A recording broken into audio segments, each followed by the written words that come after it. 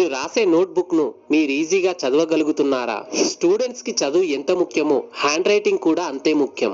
అందంగా రాయగలిగితే అందరి అటెన్షన్ ను అట్రాక్ట్ చేయొచ్చు. అయితే ప్రతి ఒక్కరి హ్యాండ్ రైటింగ్ స్టైల్ డిఫరెంట్ గా ఉంటుంది. కొంతమంది హ్యాండ్ రైటింగ్ అట్రాక్టివ్ గా ఉంటుంది, కొందరి హ్యాండ్ రైటింగ్ యావరేజ్ గా ఉంటుంది, కొందరి హ్యాండ్ రైటింగ్ మాత్రం చాలా బ్యాడ్ గా ఉంటుంది.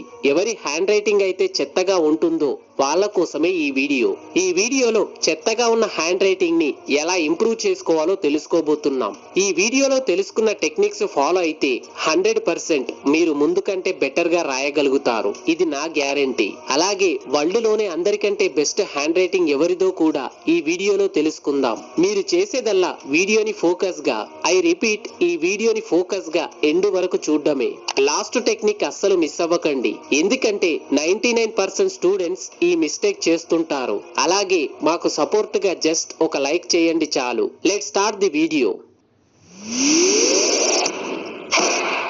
హ్యాండ్ రైటింగ్ మెయిన్ గా మన మూడ్ మీద డిపెండ్ అయి ఉంటుంది. మన మూడ్ బాగుంటే మనం బాగా రాయగలుగుతాం. అదే మన మూడ్ బాగా లేకపోతే మనం బాగా రాయలేకపోతాం. కానీ కొన్ని చేంజెస్ చేయగలిగితే మన మూడ్ ఎలా ఉన్నా కూడా మన హ్యాండ్ రైటింగ్ ని బాగా రాయొచ్చు. అందులో number 1, learn to right all letters perfectly. కొందరికి కొన్ని లెటర్స్ ని సరిగ్గా రాయడానికి రాదు. ఆ లెటర్స్ వల్ల కంప్లీట్ హ్యాండ్ రైటింగ్ స్టైలే బ్యాడ్ గా కనిపిస్తుంది. మీకు కూడా ఇలాంటి ప్రాబ్లం ఉంటే మీకు ఏ లెటర్ అయితే సరిగ్గా రాయడానికి రాదో ఆ లెటర్ పర్ఫెక్ట్ గా రాయడానికి వచ్చే వరకు ప్రాక్టీస్ చేయాలి.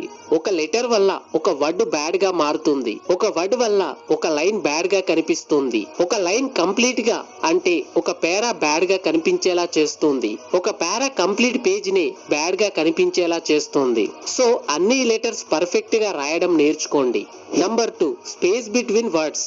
ప్రతి లెటర్ మధ్యలో కొంచెం స్పేస్ ఇవ్వాలి, మరీ ఎక్కువ స్పేస్ ఇవ్వకూడదు. లెటర్స్ మధ్య స్పేస్ ఇస్తూనే వర్డ్స్ కి మధ్య కొంచెం ఎక్కువ స్పేస్ ఇస్తూ రాస్తే 100% మీ హ్యాండ్ రైటింగ్ చదివే వాళ్లకు క్లియర్ గా అండ్ సింపుల్ గా అర్థమవుతుంది.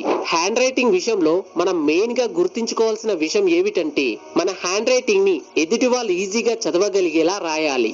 మన హ్యాండ్ రైటింగ్ ఎంత అందంగా కనిపిస్తుందనేది సెకండరీ. మన హ్యాండ్ రైటింగ్ చదవడానికి ఈజీగా ఉందా లేదా అన్నదే అసలు పాయింట్. సో ప్రతి లెటర్ మధ్యలో కొంచెం స్పేస్ ఇస్తూ వర్డ్స్ మధ్యలో ఎక్కువ స్పేస్ ఇస్తూ రాయండి.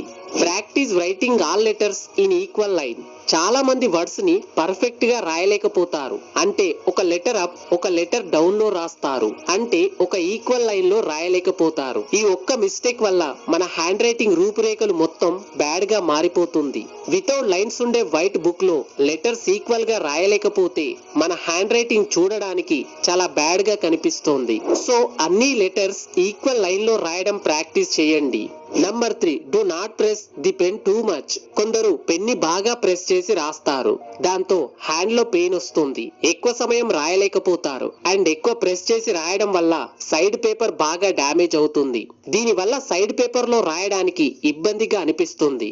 మరికొందరు కొన్ని వర్డ్స్ బాగా థిక్ గా రాయడం, కొన్ని వర్డ్స్ లైట్ గా రాయడం చేస్తుంటారు. ఇలా రాయడం వల్ల మన హ్యాండ్ రైటింగ్ చూడడానికి, చదవడానికి అట్రాక్టివ్ గా అనిపించదు. సో పెన్ని ఎక్కువగా ప్రెస్ చేసి రాయ